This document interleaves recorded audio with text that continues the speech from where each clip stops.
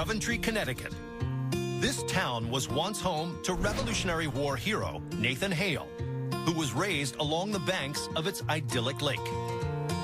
And in an old farmhouse is an institution that honors one of the state's earliest industries, the Museum of Connecticut Glass. This utilitarian assortment of 19th century flasks, inkwells, and bottles embodies the sophisticated skill behind glassmaking. But the form of one artifact here goes far beyond functionality. It is about 6 inches high. It is almost translucent, and it features the molding of a face. And as author Carrie Hagan can attest, this bottle bears a secret message. This artifact might look like a frivolous perfume bottle, but it is really a token of a crime that shocked Americans.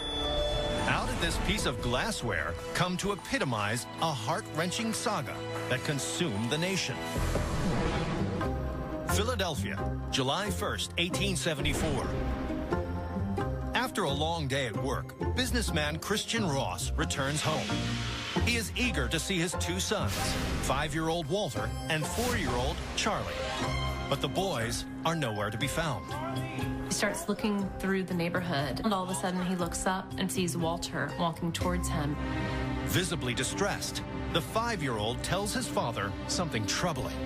Earlier that day, 2 men in a horse-drawn wagon pulled up in front of the house and offered candy to him and to Charley. After eating the treats, the strangers offered to take the boys to the sweet shop for more. When they arrived, Walter hopped out to buy the candy. He tells his father that when he returned, the wagon had vanished. He looks back and forth on the street, and he doesn't see the wagon with his little brother in it anywhere. Christian Ross immediately alerts police. Yet 48 hours later, Charley's whereabouts remain a mystery.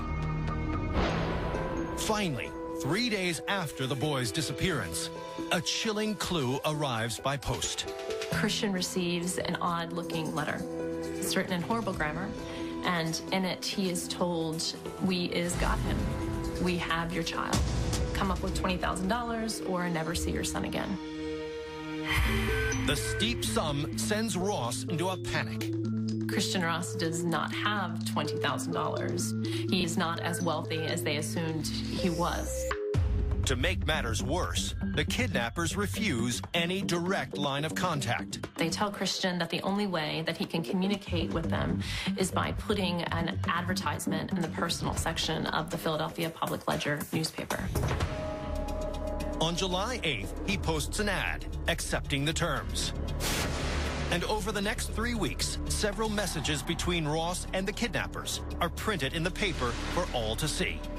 They had never heard of somebody demanding money for the return of a child. Soon, editorials were talking about this kidnapping that had happened, and people became very outraged. But after a month of correspondence, Christian Ross appears no closer to bringing Charley home, until another handwritten note turns up at his door. The kidnappers tell Christian Ross that on July 31st, he needs to take a train from Philadelphia to New York. They instruct him to bring the $20,000 ransom in a suitcase and stand in the train's last car. As he travels, he must be on the lookout for the kidnapper's signal. He needed to look to see a white flag waving in the air. And when he saw that white flag, he needed to drop the suitcase full of money. On the appointed day, Christian Ross boards the New York-bound train. But there's just one hitch. He doesn't have the money in the suitcase. Inside, he has a note. It informs the kidnappers he must be able to see his son before handing over the money. But will the risky maneuver succeed or put Charley in greater danger? On August 1st, Christian Ross stands on the platform of a New York-bound train waiting for the kidnapper's signal. But it never comes. And 13 hours later, Ross finds himself at the end of the line. Christian arrives, and he's still holding the suitcase. He hasn't seen a white flag. Gutted, Christian Ross heads home. Weeks pass, months pass, and Charley is not returned. Police keep up the search with a rare measure, allowing citizens the right to arrest anyone suspected of harboring the child. So suspicion was everywhere. People on the street were questioning mothers of little boys that looked like Charley. And street children were coming forward saying they were Charley in the hopes of claiming some of the reward. When the tactic fails to bring Charley home, a local business comes up with a unique way to keep the case fresh in people's minds. A perfume company decides to put the face of Charley Ross on one of its bottles. The bottles bearing Charley's likeness, like this one on display at the Museum of Connecticut Glass, are a 19th century precursor to a modern practice. This sows the seeds of putting the face of missing children on milk cartons. The search for Charley continues for more than half a century. Sadly, Charley was never found. Some theorize he was raised by his kidnapper's family, eventually forgetting his true identity. It's also very possible that the kidnappers killed him when they realized that they wouldn't be able to get their money and get away with it. In the end, the chilling tale of abduction gives rise to the still common cautionary phrase, "Don't take candy from strangers." Today, this bottle of perfume at the Museum of Connecticut Glass recalls the sweet-faced boy whose tragic disappearance taught Americans this heartbreaking lesson.